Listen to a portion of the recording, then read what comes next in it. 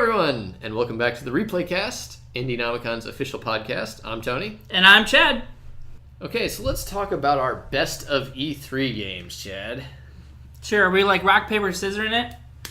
Alright, I'll take one, you take... Well, the first one's both of ours, so we'll just talk about that. So let's talk about Spider-Mans. Yes, SpiderMan.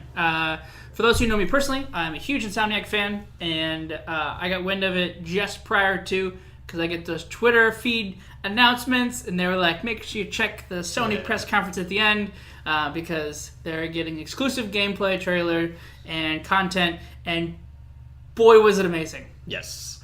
For me, there's a lot of right decisions on that. It's very Batman Arkham City, and I love that style of gameplay, so when I saw that, I'm like, Insomniac, you're making a game just for me. The art style is amazing. It's bright and colorful, which is classic Spider-Man. So I love that game so far. I'm happy to see what I saw. So you bring up a valid point, right? You brought up the combat. Yes. The combat has strong Batman characteristics, right? Mm-hmm. But you also have to consider is when most people talk about Spider-Man as a game, right? Most people benchmark Spider-Man games to Spider-Man 2. Yes. Okay? It is just a natural, understandable, right? And when you set that bar, right, and you see something of what Insomniac did, right? Right. It shattered it, right? And the game has well over a year and a half. We won't get it this year. We'll get it next year. Yeah, we're about a year and a half out. It's 2018 release. And I can... not early 2013. I can only expect better content for Brian and his team. From the combat, like I said, if you look at the visuals, the fluidity in... Environmental interaction in correct, combat? Right? Come on, that blew me away. Like the web, if you follow up after and follow the podcasts and the interviews afterwards, they specify that webs don't just magically appear out of nowhere, right? They actually attach to physical items. Yeah. Right? The flying, or the swinging, I guess, in this case, right? It's very fluid. Everything is very physics-based in the game, so it will feel very naturally for Spider-Man. So, like I said, in my opinion, number one, top show, hands down. It was definitely impressive. So what's your next one? My next one that I want to talk about is Dragon Ball FighterZ. Mostly just the art style on that one blew me away. It straight up looks like what an episode of the cartoon as a fighting game should be. Even as a 3D artist, I had to watch the trailer 2 or 3 times and some fighting gameplay to be like, is this 2D sprites or is this 3D polygons? So, the team that was utilized development said it's 3D polygons. So the way that they did their art style, made it look like the comic book. Yes. Right? So, the cartoon. When you think about it, when I was watching the press conference, right, when it got shown off for the first time, it's like you said, you couldn't believe it. Yeah. The first thing. It was fluid, strong action, right? I think because when you think about old school Dragon Ball games, right, you had 2 for the PlayStation 2. You had the Budokai games, and then you had the Tenkaichi games, right? The Budokai games are you're forgetting 2D. about the Xenoverse games. Yeah, so that was the next evolution of that too, right? So, but when you think of old school, just the basic, because Xenoverse was all 3-dimensional. That's when it went to open world. Yeah. Right. So when they were doing the Budokai games, it was 2-dimensional characters, right, in a very old school fighting format. Right? And then they did the whole fighter, but then they went to Tenkaichi, which is more of the pre-Xenoverse stuff, right? And I think it's going to hit home to the fighting game community for sure. I'm not even a big fighting game person. Yeah. I suck at competitive fighters, but the art style, the combat, I'm probably going to pick it up just to check it out. My next favorite, and it was from my favorite from last year's E3, and they showed even more content, was Days Gone. Right. Sony's Days Gone, zombie shooter, third-person shooter game. Every time we see it, it looks even more They are amazing. Able to put a lot of zombies on screen. It blows my mind. You think of Left 4 Dead, but that's a different style of achievement of how they do theirs. Mm-hmm. But the way the engine does that visual on that screen and how smooth it looks, it's just breathtaking. Yeah. That being said, I'm kind of over zombie games, but other people like it. So what's another one that you particularly care for? So I'm looking forward to A Way Out. This was made by the guys who did Two Brothers. Great game that I unfortunately missed. I need to go back and play that one. But this is a co-op only couch co-op experience. You play two guys who are in prison together and they're trying to escape. It's the perfect game to be able to sit down on the couch for the evening and play with your girlfriend or boyfriend. I just love that concept. I love the fact that they're committing to couch co-op only story, and I'm really impressed that EA is committing to doing that experience. Yes, and just to make sure that this clarification is the game from Conference, that it's only for split screen on the couch. There's no way for you to play on Xbox Live and play at two different locations. And you can't even play by yourself. Yeah, you must play with another individual to play the game. You probably could. It just wouldn't be very effective because the other player would just be standing there. Correct. You're like, what are you gonna do? I'm just gonna stand here against the wall. It's not very. So with that one, my next big favorite, which most people I would expect in their heart has a hard time to really swallow it, is the best term, right? Mario versus Rabbids. I love XCOM as a game. I was rolling on the floor while I was watching this one. I also really love XCOM. The quirkiness, that's what makes people fall in love with Rayman. And people love the Rabbids of what they do in that game. And they took the interesting characteristics. Like, if you want to know how someone feels about their love of something, is you go back, watch the Ubisoft press conference, and watch Miyamoto give praise to the lead game designer. He about makes the gentleman cry live on conference. Nice, I didn't see that one. Like, that just makes the things that you and I do on a daily basis impress someone of that caliber, right? So something of exclusively and unique as what Mario vs. Rabbids. It's like, when you think about it, it's a game that I wouldn't expect to ever come out. It totally just came out of left field. Two separate worlds. Mario and Rabbids play XCOM? What? I recommend going and watch the gameplay trailer. It has some interesting characteristic uniques, right? One new feature that they put in that's not in its other example game XCOM is being able to use tag team moves, right? So you can interact with the characters to progress farther or utilize certain character bonuses to achieve that. So finally, a unique one that will end together that we both kind of feel really comforts the conference was Assassin's Creed Origins, presented by Ubisoft. Oh, Assassin's Creed. Such an ups and downs relationship with that series. It is. The last couple have not been pretty well. So why put Origins on this list? Well, I don't know about you, but I still have a little place in my heart for Assassin's Creed. Mostly Ezio. Love the 3 Ezio games. So good. That's why it's still on my list. Sure. From a developer's perspective, taking time off and looking at all of the unique features that was implemented, especially when you watch the gameplay demo from Conference, you can see certain characteristics from other Ubisoft games made its relative correct advancement into the Assassin's Creed franchise. Yeah. One game that I've played was Tom Clancy's Wildlands, and a unique feature in Wildlands is you'll be able to put up a quadcopter into the air and scope your land out. And so once you saw the main character in Origins literally turn into a bird, like he just sends in the air, and that's exactly what I pictured. You're targeting your people, you're figuring it out. The brand new skill tree system and enemy levels to know how difficult someone is, but on the UI it specifies levels to know how difficult an enemy, not just like what it visually looks like, is when it's tagged you'll see a number. I do have some concerns. It didn't look like there was a lot of tall buildings in this Assassin's Creed, and for me it's not Assassin's Creed unless you got tall buildings. So you're saying like a giant pyramid or a sphinx doesn't fall within inside of that realm? A lot of tall buildings to jump from to building to building. There's always giant catacombs. I'm just saying. Yeah, we'll see. Okay, so there were a lot of games that weren't necessarily associated with any particular podcast that definitely stood out. One of the ones I definitely want to talk about is Griftlands from Clay. That's Clay with a K.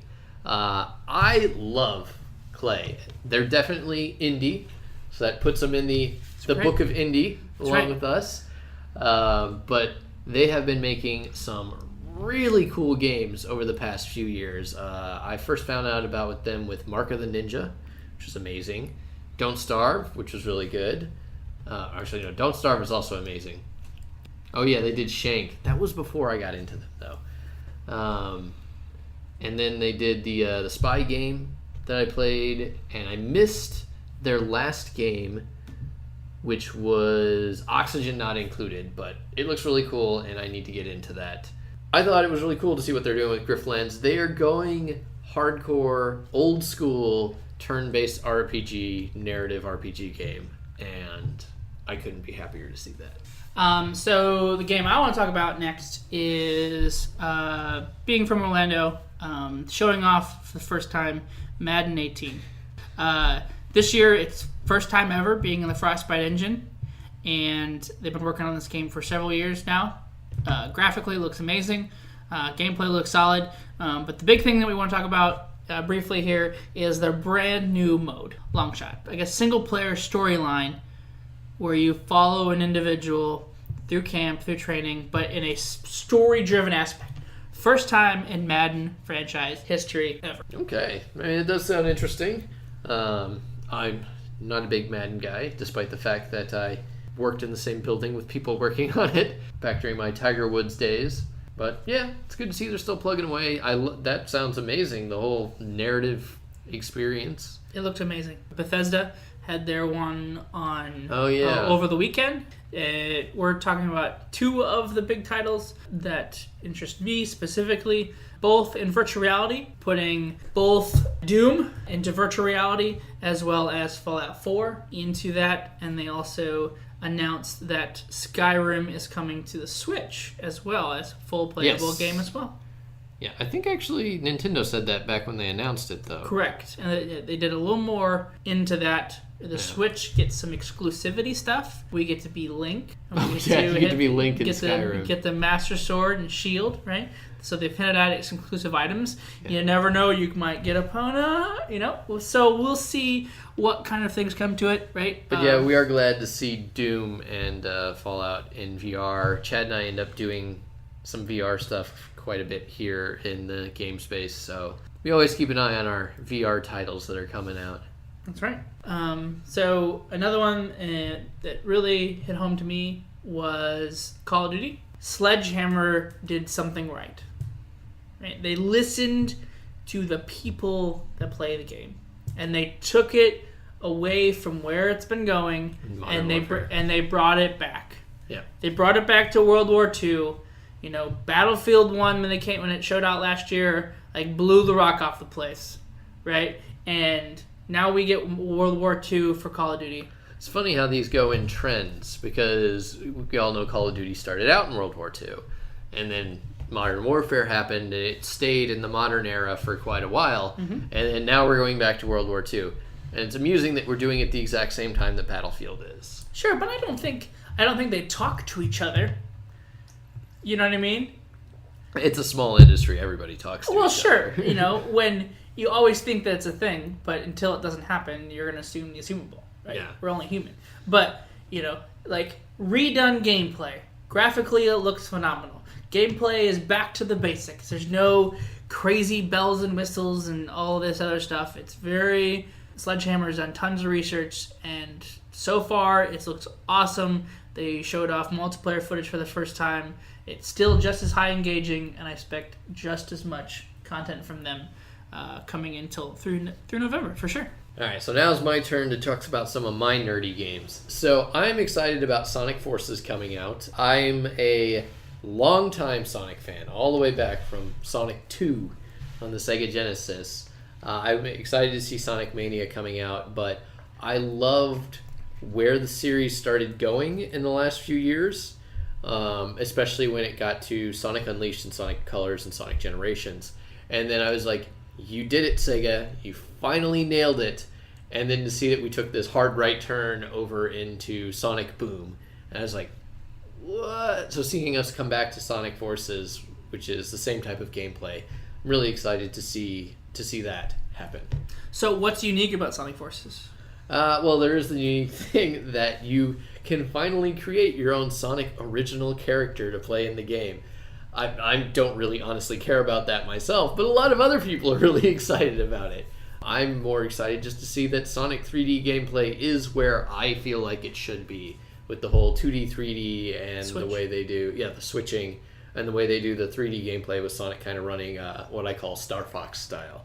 So I'm glad to see them coming back to that. To me, it's them seeing that this is what the audience wants. I'm the audience, and that's definitely what I want. So I'm glad to see Sonic Forces on the menu. And then I also want to talk about Marvel vs. Capcom. Infinity! Yeah. There's a lot of cool things that I see about this. Bringing in the Infinity Gems looks pretty cool, the Infinity Stones. Having an actual story campaign. You can actually download the story demo right now. Yes, you can, which I should probably do.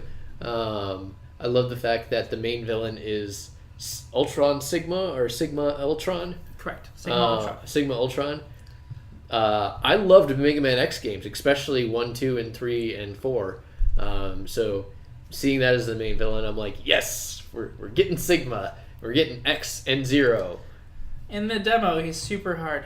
Well, yeah. He is like I think they made it in a way where he's just so hard that you can't actually defeat him. I'm pretty sure they kind of, because I haven't played it, but I've seen that. And it, like, he destroys you when he hits you, and like you're like wailing on him, and you're just like chipping his health off bit by bit by bit. Yeah, he's like gem, strong gem, time gem, and he's just like hitting you one after another. Now I am going to criticize them and critique them a little bit here, because I played Marvel vs. Capcom 3. The art style was fantastic. The art style in this one definitely leaves something to be desired. I feel they've taken a swing and a miss on the art style this time. They were going for this comic book look in the third one, and now they're trying to, I don't know what they're trying to do with the art style, and that's kind of the problem. It definitely looks like it needs improvement. Maybe it'll be improved before the final game. Maybe it is just a demo. Demos are not final. The game is still in development, but right now I'm like, ugh, what are you doing here, guys? Sure. That's valid. So alright, so we're talking about Microsoft. I'm going to be a little critical this time, because honestly I thought Microsoft press conference was pretty weak this year. But you have to consider, it had the most hype going into it. Because people came in expecting the full announcement of Project Scorpio, which we now know is Xbox One X. Yeah. Right? So for $500, we get this amazing console system. They talked about all the bells and whistles it can do, right? And it had some unique pieces. The conference itself announced for 42 titles got shown off their conference, 13 of which were console exclusive. In my opinion, something that's very unique that most people are like, hey, it'd be cool if, but wouldn't expected it, is the library isn't going to be as large as Xbox 360, but the Xbox One will have Xbox original backwards compatibility via disc placement, just like the 360 is. And I think that really kind of gave them another piece to the bar, right? Because of how powerful it is, right? Of what it can achieve as a system. And that definitely is a selling point. I don't want to have to go and dig my old console out to plug in to play my Xbox 360 games. So that's definitely a big selling point for me. So I think that's something that's going to take it off to the next piece, right? Of all the 42 games that they announced, we're going to talk about specific ones, but a lot of them just really fell by the wayside because there was so much you really couldn't focus on one particular one. Something that they failed to do. I think out of prior situations, because gamers as a community, you yell and scream when they talk about something else, and when the Xbox One first got announced, they talked all about the entertainment, and there was no gameplay because that's what. Even though that's what we do as people, we utilize it for other things, right? They expected that's what we wanted to hear. So they went out of the wheelhouse and they were like, boom, here's all the games. But it was just so many, it go by the wayside. What's the first one you want to talk about? Well, I want to talk about Anthem, BioWare's game. There's a little bit of controversy around this because of what happened with Andromeda. I definitely think it looks very interesting. It's supposed to be EA's answer to Destiny. Correct. I actually am a person who did not like Destiny. I honestly found it to be quite dull, in my personal opinion. But Anthem looks a little bit more interesting. There's more of a world. There's more traversal. Hopefully more story. I mean, it is BioWare. If we're not getting story, I think everybody's going to be really mad. But I think that because it's BioWare, because one thing they do uniquely well is when you consider if Anthem's the answer to Destiny, right? Destiny is a first-person shooter. Right? So there's only so much connection you can create.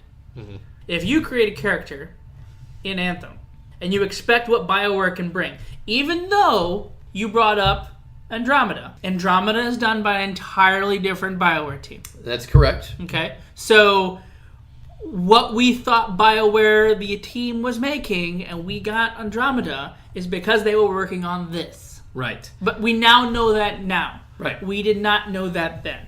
Well, and there's some speculation about them losing dev time on Andromeda not being fully polished as the way it was intended to be. Correct. Right, because they have this other giant piece. Right. In my view, combat looks amazing. Mm-hmm. Like, the visual, the trailer starts and you're interacting and you see, like, graphically facial feature and animation, like, looks awesome. But really, when my mouth dropped was when the I forgot to even think what the term, javelin, right? Okay. When the javelin jumped off that edge of that cliff. Oh, yes. Right? And I was like, why did you jump? And all of a sudden, it just, like, jets happened and he starts flying. I was like, that's beautiful. Yes, the traversal looks like it'll be something that'll be a lot of fun in that game. Possibly more fun than the combat, maybe. We'll see. I like the fact that you can have different suits, which are going to be like your different classes. Yeah. So you don't have to have like 6 different characters. You have different suits that the same character uses. Mm-hmm. I think that's going to be unique because it provides gameplay strength and uniqueness, right? So as the trailer and gameplay showed off is having other party members come in. I want to know what the storm is. Yeah. I want to know what that entails because seeing those weather effects and all of those environmental changes when that storm happened totally changed the way the game. Like, lighting happened, all of the bad stuff was coming towards them, and they're like, let's move out of the way. Didn't even matter. One thing that I'm a little worried about is I want to see, hopefully, more variety in worlds. I don't know. For some reason, a lot of us have this mentality that this one world that we saw in the gameplay is all we're going to get. That's a valid. As an environment artist, obviously seeing a lot of different worlds is really important to me. The one that they presented was beautiful. Which, if you had to consider, games that, like Tom Clancy's Wildlands, it takes place all on one land. 13 different biomes. Right? That's a possibility. So as well. if you get what we saw from just the trailer, city stuff, you saw deep woods, the javelin just dives right in the water like it was nobody's business, and it flew underneath the water. I'm pretty stoked about this one. I actually have a really, really good friend who's working on it, and for the last 18 months, he's not been able to tell me what he's working on. So all I know is that he's working on it. I don't know anything other than that because obviously NDA you can't tell me. So I'm super excited that I now know what he's been working on. We'll segue off to the next one that I felt, in my opinion, had the best gameplay, trailer, soundtrack, and that was Crackdown 3. So they showed Crackdown 3 last year. They were talking about the features of what Xbox as a future could hold, and so we expected it to be a main staple, and showing off that system as a whole, all the 4 players, and being how it's the post-processing going to affect utilizing that fully destructible environmental system. And what we love about Crackdown's all. Yeah, I wonder if it's going to be like, what was the game? Red Faction that had the destructible environments. It's going to take the whole buildings. Yeah. Yeah, so Red Faction was made by Volition. Right.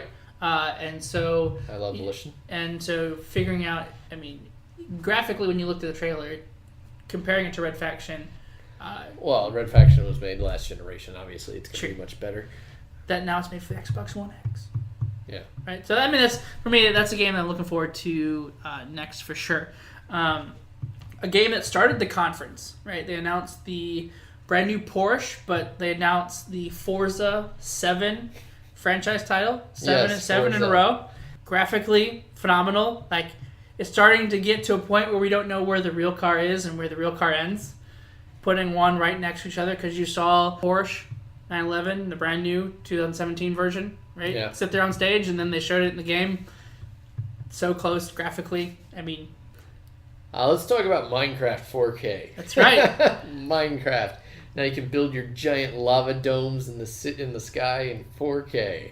But you have to consider it's the full graphical overlay. Yeah. When you compare what it was before, when we played it early, and now how it's evolved and been this whole overtaking of our humanity, and now what it can do, just amazing. All the post-processing, all the effects, right, taking the game to the next level. They showed off mods or something, right? Correct. Yeah, so honestly, one of the biggest draws that I have seen to Minecraft, even though I'm not super big into it, is I really love the idea of just how moddable the game is. And so seeing them bring that into what it can be a console experience, because Microsoft has the whole Windows console compatibility thing. Except you can now cross-play with any platform, not including PS4. You want to play on the Switch? Oh, man. You want to play on handheld? You want to play on the PC? You want to play on the Xbox? All cross-play. I did not know that. So basically, they're just sticking it to Sony. Yeah, well, Sony chose not to participate. Yeah, well. So, I mean, choices beyond choices, but I'm saying that could create a sense of uniqueness. So now you can be Mario characters on your Xbox 360. A game that hasn't have a strong following, but it's unique, was the Metro franchise. You have to lead me in a little bit with this one. I'm not that familiar with the Metro. So Metro was a game where you, in a post-apocalyptical world, and graphically it was phenomenal.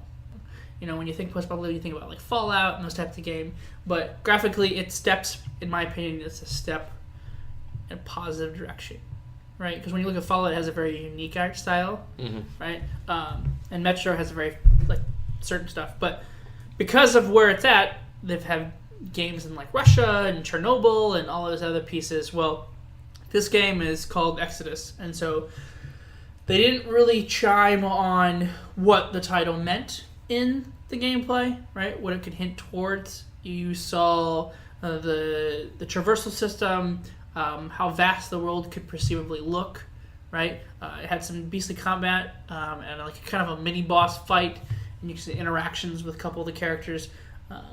But I think for those who love Metro as a game franchise, I think it'll hit home for at least some people. Okay, so Chad and I were saving this one because I think Ubisoft probably had the best of the press conferences as a whole. For sure. Yeah. When you consider content and gameplay and showability, I mean, they had a special guest at their conference. Yeah. No one else did. Although that does get me back into the too much talky. Sure, but it did something that was unique. Yeah. I think we talk about the funny piece. The funny piece. I think we talk about South Park. Okay. So, a lot of people are a little disappointed about the fact that Fractured Butthole has not been released, even though the original scheduled release date has come and gone. True. I'm still excited to see it. Stick of Truth was awesome. Yep. Stick of Truth was great. I actually have been meaning to actually buy Stick of Truth on my PlayStation 4 because they bumped it up to the next console and re-released Steam it. sales going on. You could potentially find it for pretty cheap. Just doing a whole shout out. True, but I want it on the PS4. No. Fractured Butthole is the gameplay looks extremely unique. The big Yes. system, you have the grid system now. Gameplay is even crazier. We might not get the fart mask, right? As what the unique people got to play several months ago. Gameplay wise, looks awesome. It's exploiting the whole Marvel, DC, superhero dilemma. Well, that's the story as well. They're doing the whole franchise. We have to build a movie franchise. Which series am I going to be on? The series. You're not here to the third phase. You're not here to the third phase. So honestly, this year they kind of just did a trailer to let us know it's still coming. Yep. But last year, the footage they showed was really amazing. But they also did announce a South Park game. Yes, South Park: The Phone Destroyer. Yes. So that looks like it's a card-based, turn-based style game that you utilize on your phone. Yeah. And you can be tons and tons and tons of different classes, so you can really create a uniqueness to your South Park character while you're in this fighting system. So I think when Phone Destroyer comes out, I think it's going to provide a sense of, I can play South Park on my phone.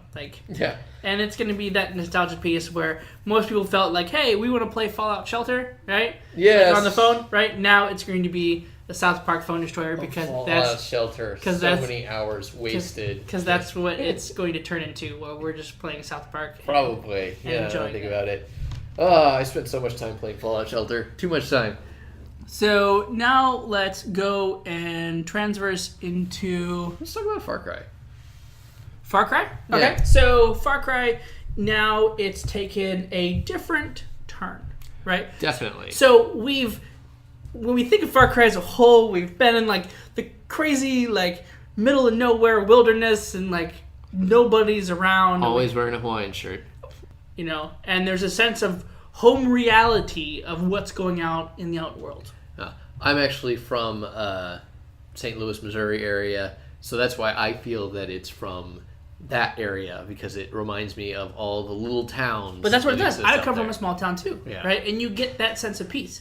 Right? When you're sitting on the cliff edge and you're looking through a town that literally looks like your hometown, if you could picture it from bird's eye, that's where it's going to get it.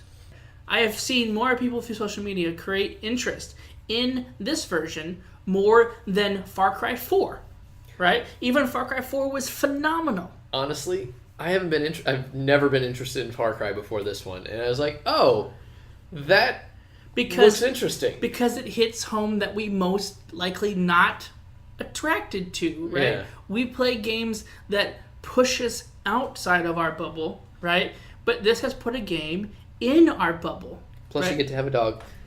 That is there was a story in one of the developer conferences shown why a dog was important, and you got to play it outside of the whole Fallout 4 approach. I mean, it had a unique piece.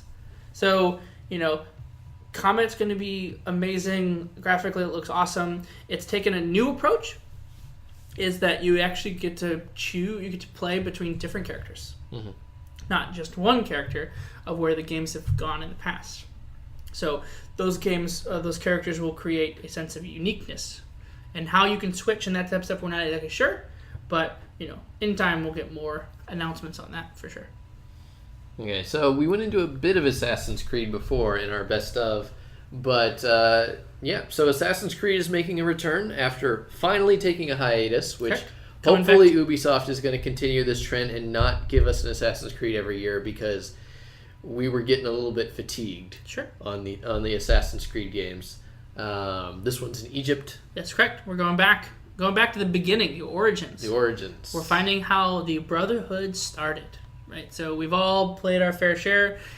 We have good ones, we have bad ones. But they've taken the right step and they've taken the time off. They've created new content, unique features, right? That adds that strength in gameplay onto something that we already particularly care for and love.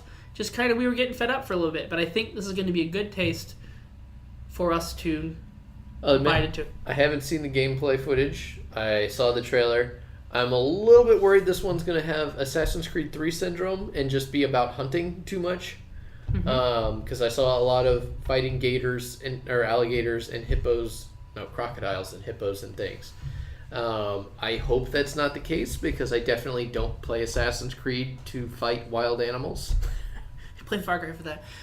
No, I think one piece, like, you want to create that piece. I think what's going to be unique for myself, because we're going to Egypt, because we're doing pyramids, because we're seeing all of these giant pieces that we don't know where they come from, right, is the caverns and the catacombs and traversing that, right? We all know about, like, playing into... A little bit more Prince of Persia. 3 and going into the deep stuff underneath the Colosseums and seeing those big things and jumping off the stuff, but it's like taking that to a whole different level.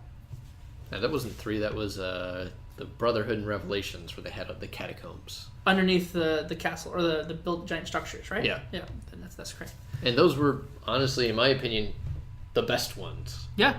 No, I mean, Ezio, and that's franchise Ezio, is a staple. Auditore Frenze. That's right.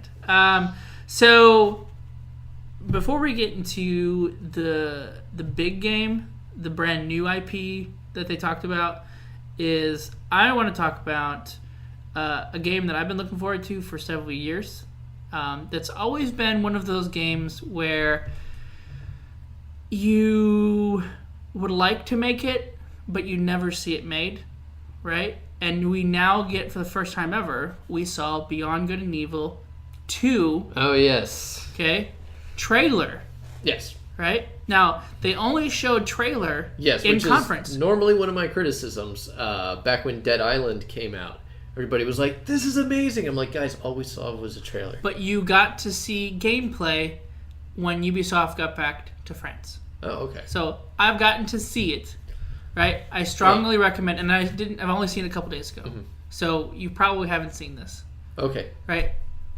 The gameplay is third person, and the video I saw, you played as the monkey. Okay. Okay? And it showed off the sense of scale, right? Flying the monkey around, getting on top, like, the ship from the trailer?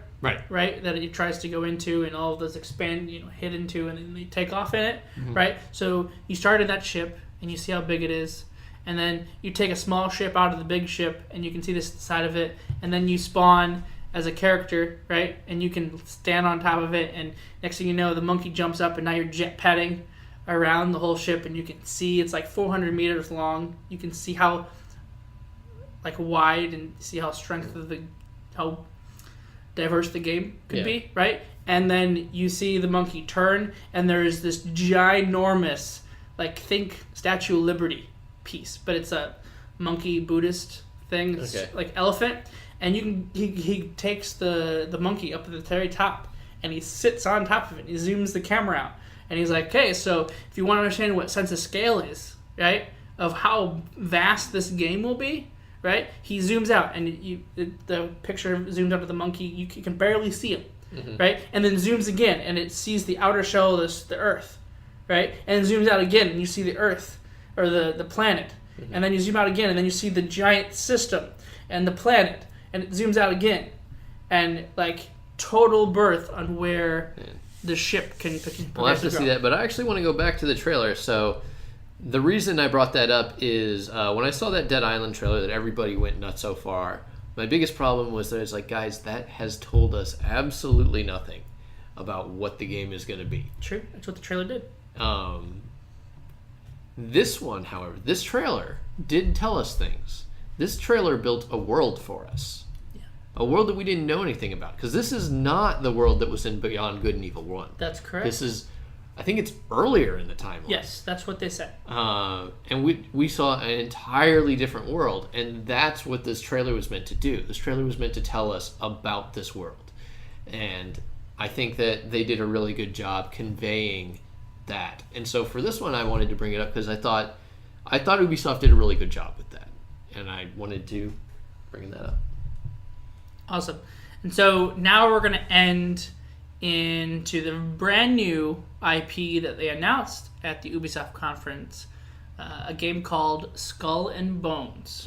So through rumor of how well Assassin's Creed 4 did, right? Of how well the pirate ship stuff content did, there were through rumors that Singapore was working on a pirate game. So it's very interesting because honestly, I feel like Assassin's Creed 4 would have been a better game had it not been an Assassin's Creed game. Because I feel like it was a fun game. Yeah. But it didn't have that Assassin's Creed feel to it. I feel like just making a pirate game would have been a better game. And that's what they're doing now.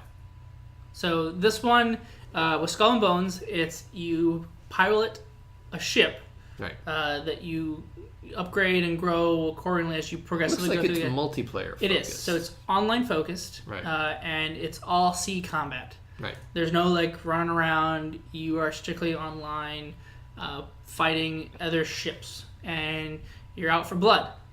You can board the other ship. I think that's the only other strengthable gameplay outside of ship combat. Can you actually board the ship, or do you have your pirates board the ship? Because I didn't see him leave the wheel. I just know that you can board the ship. I don't know what capacity that they did specify that inside the conference. So. All right, so there was one last game I wanted to talk about. This one kind of came out of nowhere, and I thought it was really unique and interesting. So there was a little game called Starlink Battle for Atlas, I think. And it's a spaceship game where your ship is entirely customizable. And from the footage I saw, there's a guy holding a Nintendo Switch. It's a Nintendo Switch controller.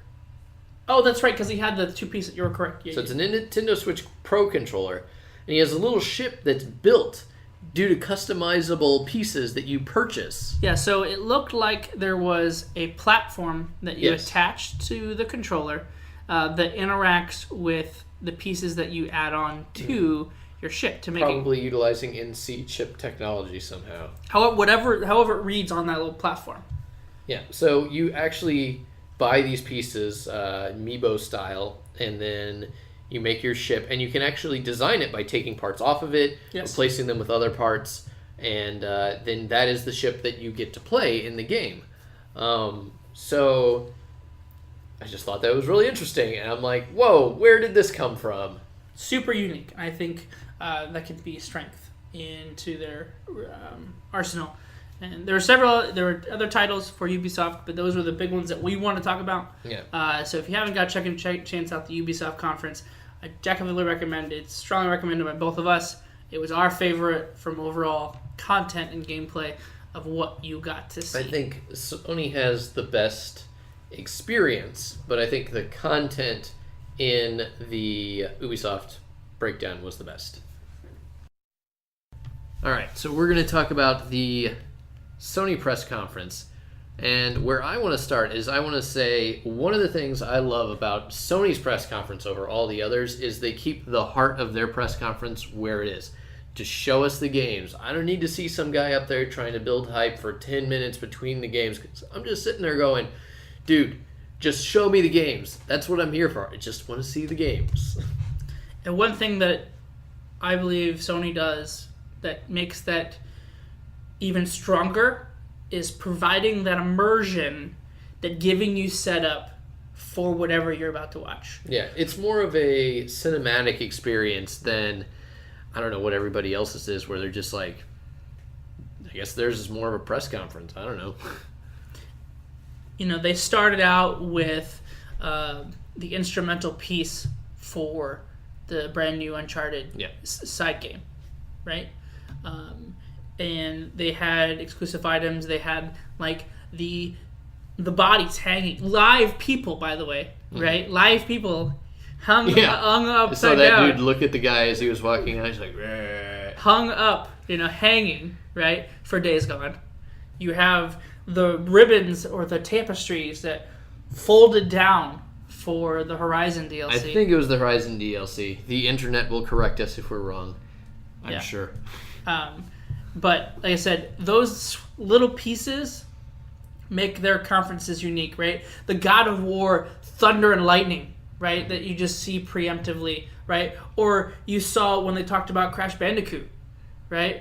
Or you had the stage, like it took over top of everything, as it felt like it was being projected, right? Making it feel tons more immersive, like you're there. So let's talk about the games. So we're not going to go too deep into Spider-Man because we kind of went into that a little deep in our best of. But, Spider-Man's fantastic. Batman-style Spider-Man, completely different color palette. Loving the art style, loving the combat, environmental interaction. Just great. The one thing that I want to make sure to add into Spider-Man is that what Insomniac's doing is it's creating its own thing. Yes. Right? It has no relation to the Marvel Universe. Right? It's in it, but it has no connection to the movies. It has its own thing. Peter he's a little bit older. He's more weathered. He's stronger. They said he's officially 23 years old. Correct, right? But if you watch the gameplay trailer and you stayed till afterwards, whatever, they had something special. And what was that special? It was Miles. Miles shows up. So as fans, we could potentially get our hopes all warm and guzzly that we might be able to play as different Spider-Men. Which would be cool if we get to play as my favorite Spider-Man, the was it the infamous Spider-Man? It's the one that was Dr. Octopus. Oh, yeah, yep. Or you can be Spider-Pig. I mean, that's 10 times cool. Spider-Ham. So yeah, like I said, in my opinion, one of the best games, whole conference. Superior Spider-Man. That's what it was. So another big game that was showed off for the strong pieces for PlayStation was Shadows of War, right? It's got some unique characteristics in its Nemesis system, right? Adding new enemies, widening the gameplay, creating new enemy types. And if you guys played Shadow of Mordor, the Nemesis system was awesome. I remember I played it. And early on, I went out and I was running around getting chased by orcs, and I got killed by an orc that was dressed as a cook, and he had a spear with a dead rat in it. And he killed me like 2 or 3 times. Like every time I was in over my head, this guy shows up and kills me and levels up for it. Yep. So, 20 hours later into the game, I'm finally getting to the point where I can kill this guy. I'm like, that's it. And I staged this massive takedown on this orc with a rat on a stick because he pissed me off. What are you doing? And that was completely random gameplay. Nobody else had that experience. They might not have even had the cook with a rat on their stick in their game, but this guy was my nemesis in the Nemesis system. Yeah. So a unique game that they've showed off now twice. So they showed off last year and they showed off this year is the Detroit Being Human. Yes. What are your thoughts on that? I'm really interested to see. I was interested last year. What I also find interesting is that the footage we saw was completely different from year to year. Last year we saw a detective story. Now we're seeing an Android rebellion story going on. I think what could have been, you think about who's making it, right? Well, yes, the guys from Heavy Rain and the guys from Quantum Dream. Yeah. And Phantom Fahrenheit, Indigo Prophecy, all that. And when you looked at last year's trailer and content, and you look compared to this year's content, the two things is very action driven. This year's very a lot more going on in the trailer itself, right? But the thing that was strongly that you saw the similarities between was how they interact with things. Yes. The choice pick, right? You remember from the trailer is after the explosion happens and those cars are coming down, right? The two characters got to choose to go hide behind the wall, walk down the street, or go over to the booth bench system thing and look like they're boyfriend girlfriend kind of thing. Yeah. Oh, they could actually just kiss and make everybody think that they're not doing anything except for trying to hide a little romantic moment in the public eye. Yeah, I think it's going to be interesting. I mean, I have full belief that they're going to do great, and it's going to be another cult classic niche hit for sure. Yeah.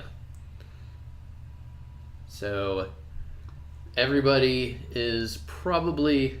I don't know what the general public read is on this. We've got another Uncharted game coming down. Yep. Lost Legacy, where we're not going to see Nathan Drake. Potentially, correct. He plays the two ladies. Yes, there are two ladies, which are the main characters. I have never really gotten into the Uncharted games. I definitely respect them. But, they're good games. For a while I didn't have a PlayStation. And I need to go back and actually get into those. So the one thing that's unique about that is both of the characters, the female characters. So in this game they play as what we believe to be relatively good guys, right? They're the main characters, right? And as good as Nathan Drake is, at least. well, correct, right? But then when you consider from a Nathan Drake's perspective, they were not good people, right? They were borderline to, if not bad. They ran on the bad side of the game. Yeah. Right? You had one which was a love interest that kind of turned on Drake, right? And then you had one was a love interest of the bad guy, and they ran together, right? But this tells a story of how they're actually meshed. Like, how does the two of them coexist in the uncharted realm of the game? I did not know that because I haven't played enough of the Uncharted games. Well, I've played my fair share, and to know that gameplay is probably going to be super unique and super similar to what we've already expected Drake, if we potentially won't even get Drake. So that's something to keep in mind. Then we'll segue right into classic hit, God of War. Coming back. God of War, or as I like to call it, Dad of War. Right. In this case, yes, right? But the big difference is where we have focused on Greek and Roman mythologies and all of the prior games, right? We have changed mythologies. I don't think that's the biggest difference. Right. I think the difference is in the gameplay, which is entirely different from what we're used to seeing with God of War. And I think it's good on Sony Santa Monica Studios for recognizing that there needed to be a change, right? We were kind of sick of what Kratos had become by the end of God of War 3. So seeing this new Kratos taking a different angle and an entirely different combat system, the gameplay is probably going to be an entirely different pace. I really think that's a wise decision on their part, and I'm interested enough to pick it up, and I didn't even play God of War 3 because after God of War 2 I was like, you know what, I'm done. I said, with talking about gameplay, with being the fact that we're dealing with more Norse mythology, the gods that we'll interact with, I think will provide some unique gameplay elements for Kratos, right? Or, with the Dad of War. I don't think we're not sure of what the son's name might be, right? But that will probably influence gameplay in some capacity when we get a chance to play that down the way. So the next thing I want to talk about, because I'm currently playing this game, right? And it is absolutely phenomenal. I cannot tell you how amazing and how beautiful and amazing Horizons Dawn is. Mm-hmm. And during the Sony press conference, they announced their DLC for the game. Yes. Right? Frozen Wilds looked gorgeous. And I was like, I got to play that. And then now getting the chance to play Horizon, So are you playing it because of the footage you saw at E3? Well, I've always wanted to play it, right? But seeing the DLC, it's like, it's coming right around the corner. If I want to play the DLC, I need to play the game. And I'm not playing it on a PlayStation 4 Pro. And from what I heard, it's a whole different experience when you're playing it on Pro. But playing it on regular PlayStation 4 is amazing. So I actually bought Horizon at launch and was playing that. So when the trailer came out, I had already finished my Horizon campaign. The game is beautiful. I have never used photo mode before in any other version, in any other PlayStation game. But there's just moments in that where I'm just running around, or I'll be standing on a hill or riding a horse, and I'm just like, I gotta do it. I just gotta take a picture of this. It's so amazing. I loved Horizon all the way through. I'm not going to do any spoilers for our audience or for Chad, who's still working his way through. Great game, though. I love it. Combat actually feels like it feels challenging. You got to think about how to take down these robots. You got to be strategic, or you're going to have a hard time. Oh, no, I tried to accomplish my first boss, and I wanted to throw the controller, and I'm playing on hard. Yeah. So, throwing the controller, my roommates can tell you. I was, this close to defeating him, and then he, the fire came out of nowhere. It was super powerful, I'm totally enthralled with this game. All right, guys, let's talk about Nintendo. So, what was your highlight? For me, my favorite thing was knowing that Metroid Prime 4 is coming. Of course, we have no gameplay on that, so I'm going to go with Kirby. Kirby? What brought you that you felt strong about it? Well, so if you ever played the Kirby SNES game, the Super Nintendo game back in the day, it was really a strong co-op experience of playing with your friends. That's what I remember about it. that's what I got seeing this gameplay. I saw, Kirby doing exactly what he did in the Super Nintendo game, where he was taking his powers and making other players, making sidekicks that could be other players in the game. Sure. And that is my favorite Kirby experience, was back on that Super Nintendo game. So seeing a game that might bring that back, I was like, right. Classic feel, but in a more updated capacity.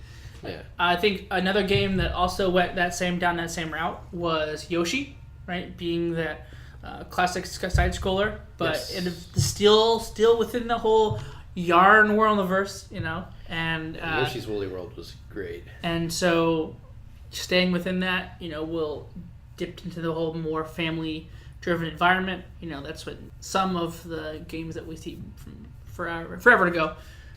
So let's talk about Nintendo's biggest one coming down the pike. There you go. Super Mario Odyssey. There you go. That, I can't even imagine. Like, I saw that in its initial announcement trailer when they announced the Switch.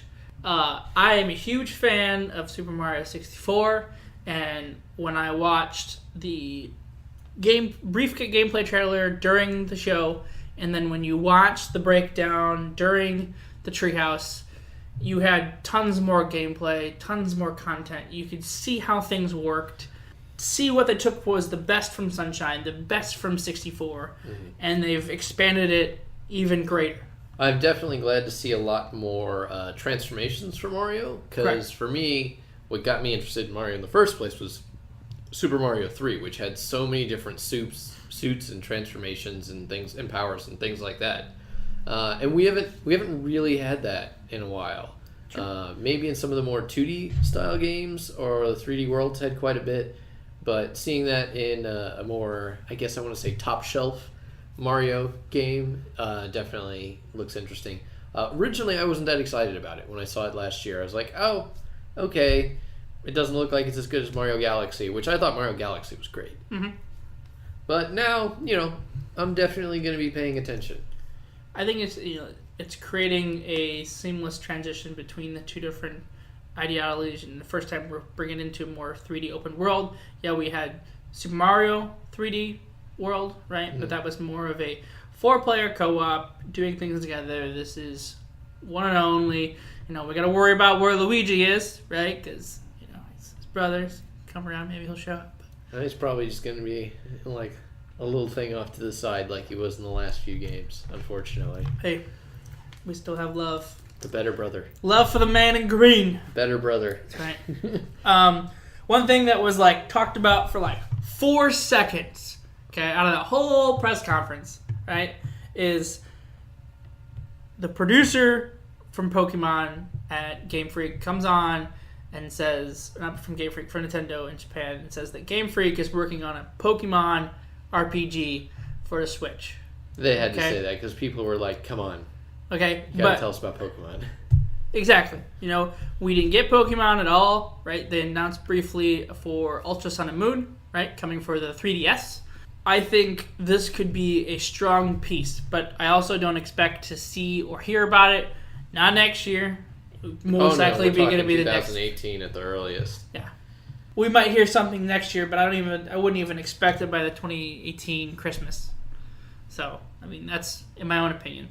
So there were 2 Metroid games announced. Metroid Prime 4, which is back in the hands of Retro Studios, and I'm happy to see that because I love the Metroid Prime games. But we're also getting a 2D Metroid. That's correct.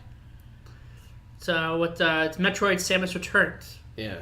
It's a new 3D Ultra throwback to original, the way Metroid used to be. And I think what really segued it into how that hits home to me is because we just had not too long about the fan-driven game that made it in 2D, right? They redone, some fans redone I missed that one. Remade Metroid 2 and remade it. And they did a cease and desist, and now we know. Okay. Now we know why they did a cease and desist, because they're making a brand new classic Metroid game, and they didn't want to run into those problems all the time. I don't know if you remember when there was a group of people, I think it was in Asia, they were trying to do a Chrono Trigger 3D back in 2004, and it was looking pretty good, honestly, but Square shut that down. Hey, you gotta do what you gotta do.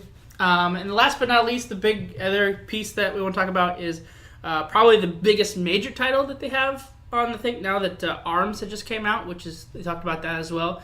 But the game we want to talk about is Legend of Zelda. Which, unfortunately, neither Chad and I have played because those Switches are just really hard to get a hold of. But, Breath of the Wild looks amazing, and they announced 2 different DLC packs. Yes. Right? The Master Pack and the Champion's Ballad are Which 2 I think the unique. Champion's Ballad is actually going to be a story-driven one. Yeah, that's the music-oriented piece. Yeah. The Master one developed on core pieces and expanding what you can utilize, content, what you can wear. There's tons of different skins and outfits, and making that type of gameplay. So when you look at the DLCs as a whole, it really caters to 2 separate type players. Yeah. So glad to see Nintendo getting in the DLC game. They've been a little bit behind the ball on that one, so glad to see them finally doing some DLC stuff. Yeah, and I think one of the big things that I wish that was talked about is I felt the conference was short. Yeah. Well, they like to focus more on their treehouse stuff than their conference. Well, true, but it's still the same thing. They announced a lot during the treehouse, but people look at conferences as a way to engage. Well, yeah, and I know, like, I felt like I stood there for 38 minutes, and I was like, done? Yeah. That was it. Well, and we generally just watch the press conferences because we don't live in Los Angeles. Yeah. It's really expensive to go out there, and so we just watch the conferences. So, all right, guys. So yes, games that should have been at E3 but were strangely absent. Yeah. Several that I there expected. were a number of them. Yeah. Big one for me because I remember last year's super important EA trailer that talked about Star Wars. Right. And the only Star Wars we got this year was Star Wars Battlefront 2. Don't get me wrong. Phenomenal game. Looks awesome. Tons of great features. It was the highlight of the EA conference. For sure. Because I didn't talk about Anthem. We are supposed to hear about Visceral's E3 game. We all know who is now there. Amy Hennigan, who is the creative writer for the Uncharted franchise for the entirety of the piece, outside of most of 4, I think. Now she's doing Star Wars. So I know for a fact it's going to be nothing but phenomenal. Where was it at? Not even a single glimmer. And I love Visceral games. Dead Space 1 was amazing. Yeah. I honestly really enjoyed Dante's Inferno. I know it gets a lot of flack, but I thought Dante was great. The baby thing was a little much, but... Oh, it was definitely had some creep factor. But, like, overall, I still really enjoyed it. I enjoyed it better than God of War, and they came out at the same time. Anyways, that's a game that I felt that was missing that I expected, at least in some capacity. That's my one. What's your one? Well, I mean, I'm going to say Kingdom Hearts. Okay. Kingdom Hearts 3. We've been waiting for this game forever. Yep. They finally announced it last year. Yep. I think it's supposed to come out either late this year, early next year. And nothing. Nope. Nothing. I think we just saw that post gameplay thing. Honestly, I'm worried that the game is going away. That it might disappear at this point. Yeah, I mean, like I said, you consider Because it. it's been It looks so amazing. long. Like, tons of people are Kingdom Hearts fans, and we just want to come out, and we understand of why it took so long in the first place for them to start working on it. I get that.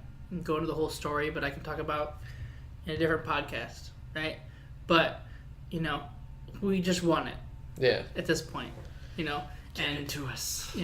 And we'll talk about another, just give it to us, want it in some capacity, which is something you're going to bring up later. But, for me, a game that it's kind of torn, really, because I wanted to see it, but I know that they don't come to show up at E3, is I wanted some sort of sliver of hope for Red Dead Redemption 2. Okay. Right? But I also know that Rockstar particularly doesn't care for E3. They don't particularly engage in E3. That's just not their thing. Blizzard's the same way. Yeah, they have their own thing. I expect Gamescom, which is not too far down from the road from here, right? we still got a while for Red Dead. We're supposed to get it next year. So, we'll see. It's been pushed. We're supposed to get it for this Christmas. We won't get it, but it's Rockstar, so we expect it. The other one we missed was Shenmue 3. Yeah. Strangely absent. Yeah. It's another one of those ones that came along last year out of nowhere. And we're Kickstarter finally, during conference. Yeah. And we know we got the Kickstarter. Yeah, it was successful. Blew it out of the water. So, where are you guys? Yep. Where's the content? Something that also through everything that Hideo Kojima has been gone through with Konami. Yeah. Right? You have his game that he has started. Death Stranding. So weird looking. Right? Oh, it is. And with Norman Reedus, playing its key character, right? It was nowhere to be found. It wasn't on any conference. It was not notified in any sort of capacity. Entirely vacant. Now, I said we do have 2 big shows coming out in Europe and in Tokyo coming in the next couple months, so we could clearly hear something out. But as of right now, we've got nothing. From the game at least. And the other big one is the Final Fantasy VII. Is it really a remake at this point? They're changing the game so much. It is a remake, but the gameplay is different. So the big thing is it's episodic, right? Yes. But the big thing is we don't exactly know.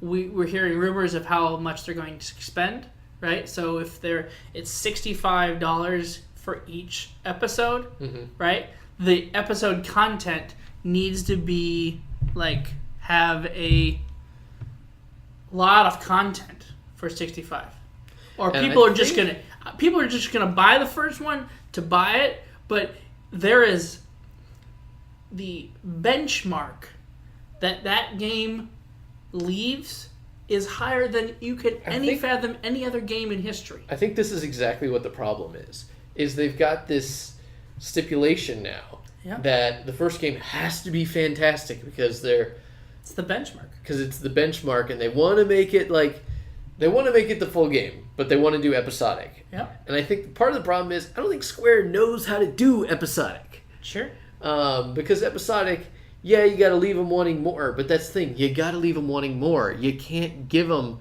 everything, or else they're not going to buy the rest of the episodes. So I think that's kind of the problem, and I think because of that, they're probably spending way too much dev time on this, and they're probably putting too much money into episode 1 of a multi-episode episodic game.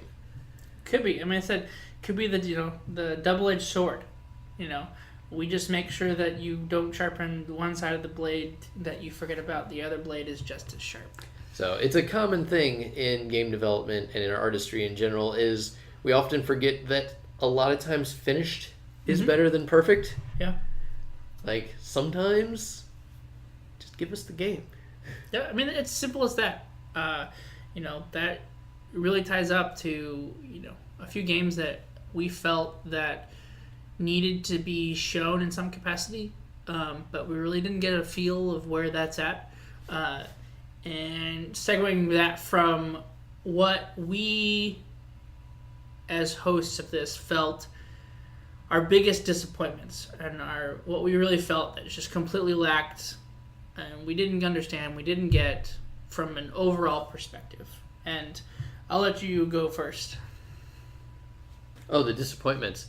So this is my crux, and I think this is more a larger part of the last one that came out, but we're remaking Shadow of the Colossus. That we are. We're remaking Shadow of the Colossus. We just remade Shadow of the Colossus. We didn't remake it. And honestly, I would probably feel much better about this one because it does look a lot better than the last one that came out. The last one that came out was honestly still the PlayStation 2 game. It was a port. That's all it was.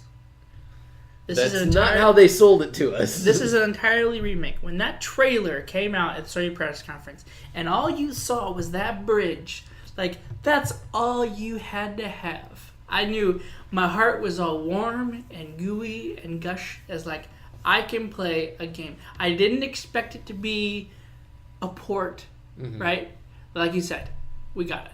Now, I understand. If they really do it right and they redo the models, because that was my problem with the last one. They didn't redo the models. They just exported higher resolution textures with a brighter color for some reason.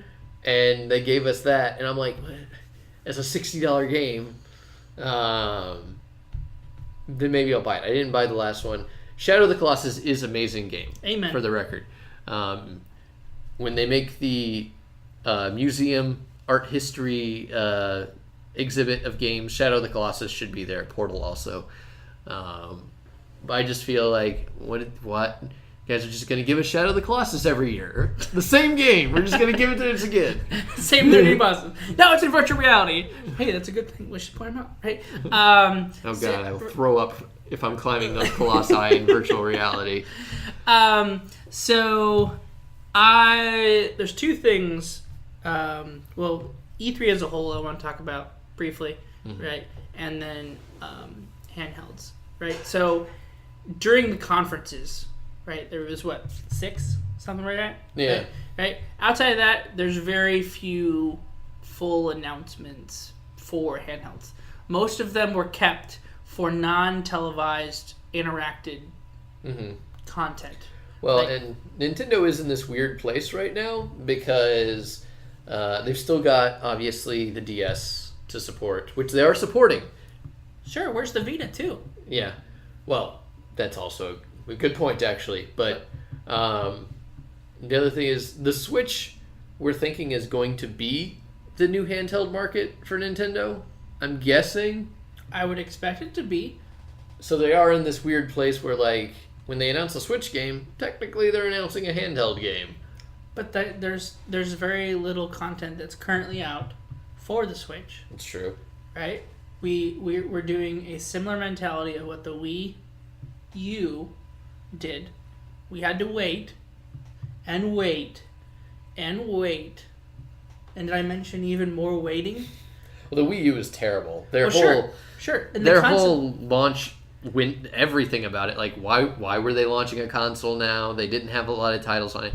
I do feel that the Switch is doing a much better launch than the Wii U did. I agree, because it creates a sense of uniqueness that no other console has ever done. And we do have some killer games already out for the Wii, Correct. the Switch, obviously. We have Zelda. Yep. ARMS just got released. Which looks super fun. Bomberman. Everybody's been asking for another Bomberman. Yep. From what I hear, Snipper Clips is amazing.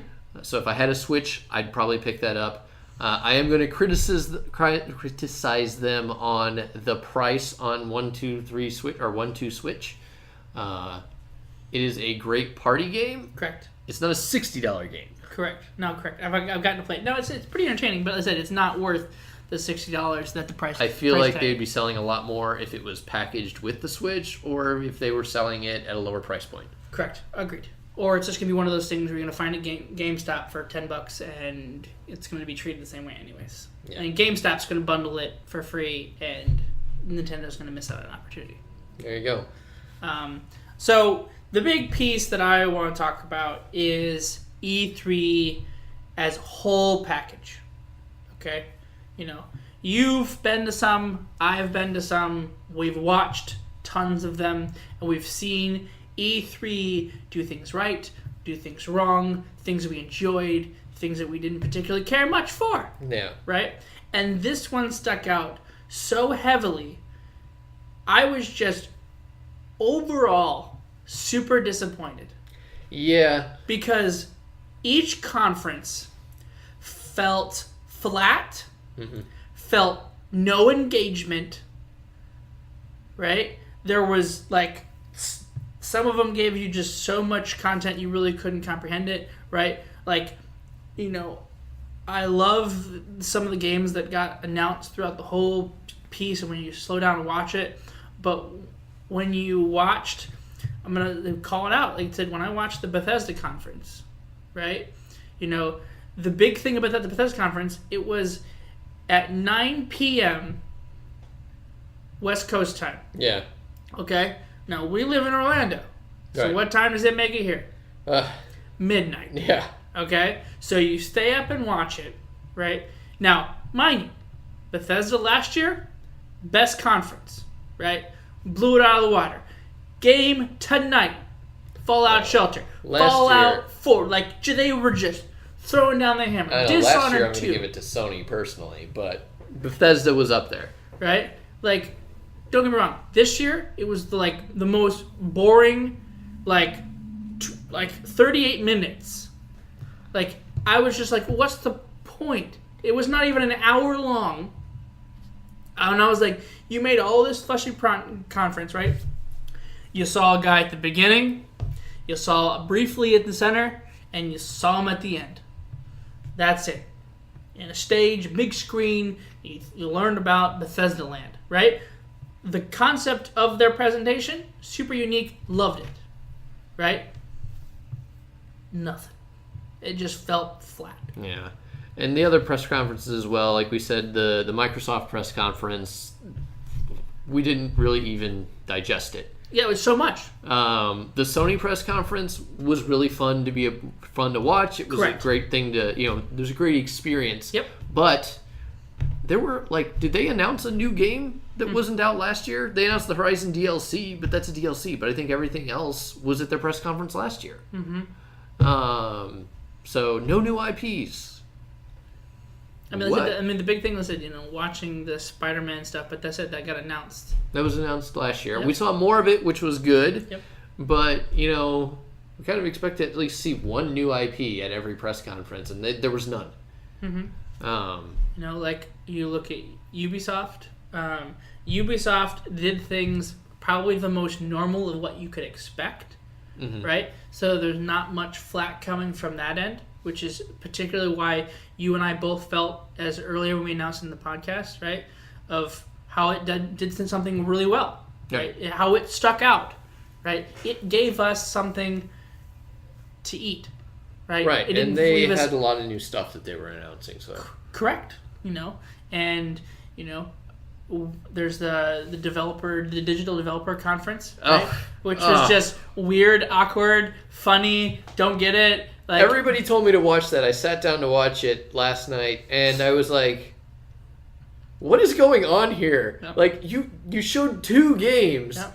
and the last half of it was, I don't even know what was going on at that point. It was awkward. It was weird. Yep. And I'm just like, where are the games? Like, this is why we come to E3 games, not whatever it is you're doing. So I said it was one of those things where when it comes down to with the EA Play, right? I think, they spent half of their conference in one game. Yeah. They showed briefly on certain other ones. Some of the content that they showed was good, right? Mm-hmm. And they could have extended the stream and played it and live streamed it on Twitch and showed 30-minute extended time because the other thing that was so jacked up about the whole E3 is, we talked about Bethesda, but when conferences took place, what time they took place, were so scattered out. Yeah, they had stuff on the weekend, which Saturday. I didn't even realize they were doing. I came in Monday expecting E3 to start and had missed 3 press conferences they had to get caught up on. Yep. Even a major one at that point when you and I had that conversation. Yeah. You're like, it's already happened? Yep, it happened yesterday. Oh yeah. I was lucky Sony was still on Monday. Correct. But I think it was the Microsoft one that I missed. I'm like, because Nintendo was Tuesday morning, and then Microsoft and Ubisoft was Monday, and Sony and Ubisoft was Monday, Microsoft was on Sunday, Bethesda and EA was on Saturday midday and night. So overall, it was really a mess this year. I wonder if they did more weekend stuff because they were trying to cater to. Because it's open to the public now, so they're the trying first time ever. Yeah. So I wonder if that's why. But the public press conferences are for the press, not for the. I don't know. It was weird. So we'll see. We'll see what they do going forward. See if they take the same tactic for next year. Yeah. But that's where we kind of ended this, making sure that we want to do. So I'm going to end on something that got announced on an entirely different show that most people didn't particularly watch, and that was the PC Gaming Showcase. I watched that one. You watched the show? Yeah. Well, one of my favorite gaming franchises got announced because this year is its 20th anniversary year. Age of Empires is coming back and making a big swing for the fence. We were talking about some negativity stuff, but we're going to end on a high note because I love this franchise. It sits so in my bones, right? So this year, we're getting an entirely remade Age of Empires Definitive Edition. Yes. Right? We're not talking things are updated, HD graphics from like the old school stuff. We're talking fully updated remade for the modern models. era. Right, for the era. But it will play like the old school stuff with new features. Yeah. Right? But that's not everything that they announced. They also stated that there is going to be tons more content coming out at Gamescom, right, in Cologne. And I cannot wait to see that content so we can give it and tell you guys about that. I know that him and I are both stoked about this game coming into the near future. So yeah, I remember Ages of Empires way back in the day. First time I played it, for some reason the AI sent an army of priests over to my base and was converting my stuff one by one by one. Right? That said, I've played them all. But, we'll end and give a shout out. For those who love Age of Empires, go to ageofempires.com. Yeah. You can sign up for the closed beta, be a part of it, and hopefully you get to join. I know that I've signed up for it because I'm looking forward to it. So at least we can end, this little segment on a high note.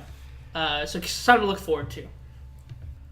So that tailors out our E3 podcast for 2017. We've talked about super highs, super lows. What we loved, what we hated. And so we want to thank you for listening to us, telling about how we felt. So please engage through social media. If you have things that you want to engage on us, ask us questions. Let us know what you want for the next one. Like we said, the next one's going to be more of a kind of in-betweener one where we're going to go on more average content, what you guys want. We definitely want to do some Q&A.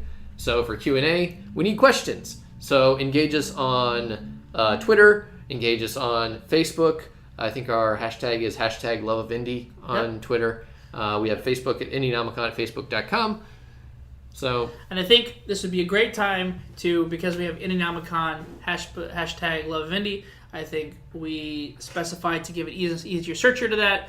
You can do #Replaycast, goes directly to us so we can see exclusive content, right, that you want to make sure that we see to get on the podcast. Yeah, so let us know what content you want. Let us know what questions, obviously, so we can do Q&A, and we will do our best. That's right. Yeah, keep supporting Indienomicon, keep supporting the Replaycast, and we promise to bring you content that you want to hear about. Good night.